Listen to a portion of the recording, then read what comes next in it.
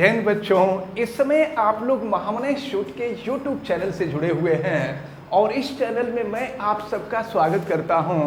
आज हम लोग class 11th physics Hindi medium NCERT book के 4th चैप्टर समतल में गति यानी मोशन इन ए प्लेन के अंतर्गत आज हम लोग क्षैतिज परास यानी रेंज के बारे में पढ़ने जा रहे हैं। एक बात आप ध्यान से समझ लीजिए, जैसे हमने कहा था कि किसी पिंड को हम फेंकते हैं, किसी पत्थर को फेंकते हैं, तो जिस पत्थर को फेंकते हैं उसे ही हम प्रक्षेप्य कहते हैं।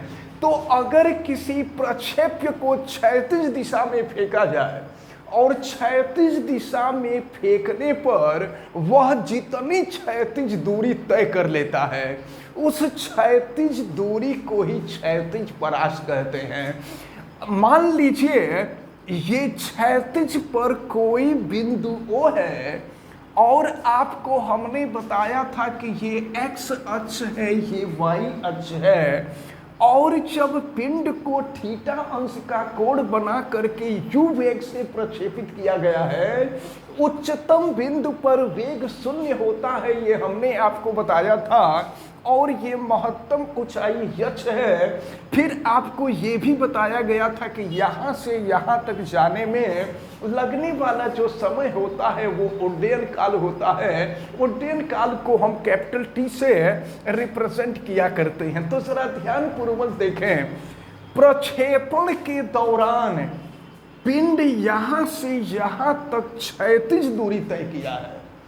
तो ये जो क्षैतिज दूरी है ना, इसी को हम क्षैतिज परास कहते हैं और क्षैतिज परास को कैपिटल R से प्रदर्शित करते हैं। तो जब हमको क्षैतिज परास निकालना होगा तो क्षैतिज परास के लिए हम क्षैतिज घटक लेंगे, क्षैतिज घटक। और हम आपको ये बता दें कि जब हम क्षैतिज घटक लेते हैं ना तो साधारण सूत्र का प्रयोग होता है दूरी बराबर चाल गुणे समय। तो ये साधारण सूत्र है दूरी बराबर चाल और गुणे हो जाएगा समय। हम आपको बता दें कि क्षैतिज परास को कैपिटल R से प्रदर्शित करते हैं और ये दूरी है तो दूरी का मात्रक मीटर हो जाएगा, यानी क्षैतिज परास का मात्रक मीटर होता है। अब क्षैतिज परास ये R इज इक्वल टू क्षैतिज दूरी हम ले रहे हैं, तो क्षैतिज दूरी ले रहे हैं तो वेग का क्षैतिज घटक लेंगे। हमने आपको बताया था कि जब ऊर्ध्व घटक लेना होता है तो साइन थीटा का गुणा करते हैं और जब क्षैतिज घटक लेना होता है तो कास थीटा का गुणा करते हैं। तो वेग प्रारंभिक वेग u है और इसमें हम कास थीटा का गुणा कर देंगे तो क्षैतिज घटक हो जाएगा। और फिर यहाँ से यहाँ तक का जो समय है ये कैपिटल T है और उड्डयन काल होता है कैपिटल T। तो कैपिटल T की वैल्यू हमने आपको बताया था कि यह 2u sine theta upon g होता है उड्डयन काल का मान। अब हम कैपिटल T का मान यहाँ रख देते हैं और देखते हैं कैपिटल T का मान रखने पर क्या मिलेगा। R is equal to u cos theta और फिर T की वैल्यू हम रख देंगे तो ये है 2u sine theta upon g। अब इसके बाद आप जरा ध्यान पूर्वक देखें, अब अगर हम यहाँ देखें तो ये R is equal to u में u का गुणा कर देंगे तो u स्क्वायर हो जाएगा और इसके बाद देखें ये है 2 और फिर साइन थीटा को हम पहले लिखते हैं और फिर ये हो जाएगा cos थीटा अपान हो जाएगा g। तो फिर देखते हैं, अब हम देखते हैं ये R is equal to u square और आपको मालूम है 2 sine theta into cos theta equal to sine 2 theta होता है, ये फार्मूला है। तो ये हो जाएगा साइन 2 थीटा अपान जी। तो ये जो फार्मूला आप देख रहे हैं ये क्षैतिज परास का फार्मूला है, और इस क्षैतिज परास के फार्मूले को आप बहुत अच्छी तरह से तैयार किए रहिएगा।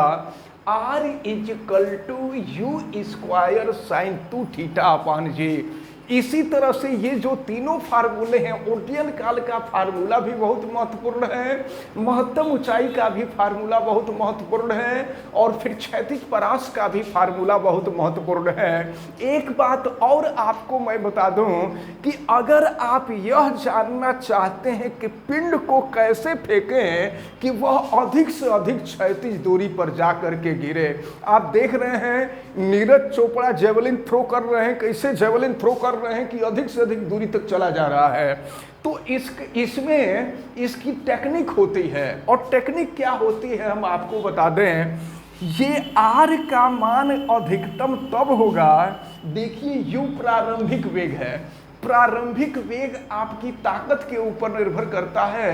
आपके पास जितना ताकत है आप उतना ही प्रारंभिक वेग लगा सकते हैं, और जी गुरुत्वीय त्वरण है, गुरुत्वीय त्वरण का मान तो चेंज होता नहीं है। तो अब जो ये sin 2θ है, ये जो कोण है, कोण के मान में परिवर्तन करना आपके हाथ में है।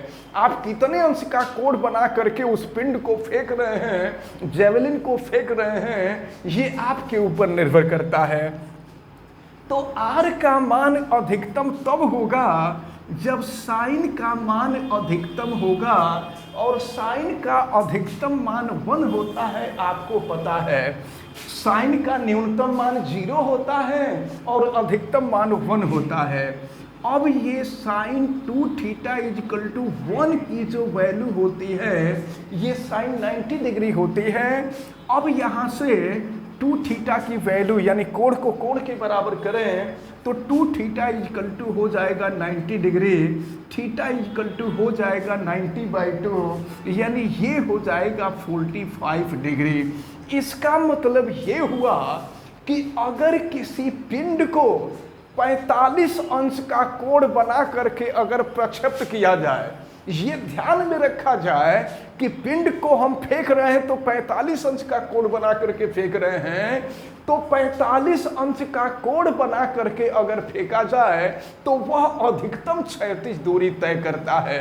तो दो बातें आप याद रखे रहेंगे। हमने आपको बताया था कि अगर आप चाहते हैं कि आपके द्वारा फेंका गया पिंड अधिकतम ऊंचाई पर जाए तो उस स्थिति में आपको 90 अंश का कोण बना करके फेंकना होगा, और अगर आप चाहते हैं कि आपके द्वारा फेंका गया पिंड अधिकतम क्षैतिज दूरी तय करे तो इसके लिए आपको 45 अंश का कोण बना करके फेंकना होगा।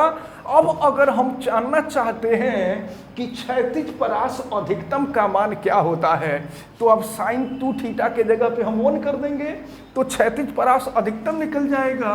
तो अधिकतम क्षैतिज परास को हम Rmax से प्रदर्शित करते हैं, और फिर sin 2θ के जगह पे 1 कर देंगे तो ये हो जाएगा आपका U²/G। अगर आपसे अधिकतम क्षैतिज परास ज्ञात करने के लिए कहा जाएगा तो आप इस फार्मूले का यूज करेंगे। और याद रखे रहिए, ये जितने भी फार्मूले आपको बताए जा रहे हैं ये सभी फार्मूले बहुत महत्वपूर्ण हैं। और इस प्रकार ये जो चैप्टर नंबर 4 है, ये चैप्टर नंबर 4 आपका कंप्लीट होता है। अब हम लोग इस चैप्टर के न्यूमेरिकल को करेंगे। तो अब नेक्स्ट टर्म में हम लोग इसका न्यूमेरिकल करेंगे नेक्स्ट वीडियो में।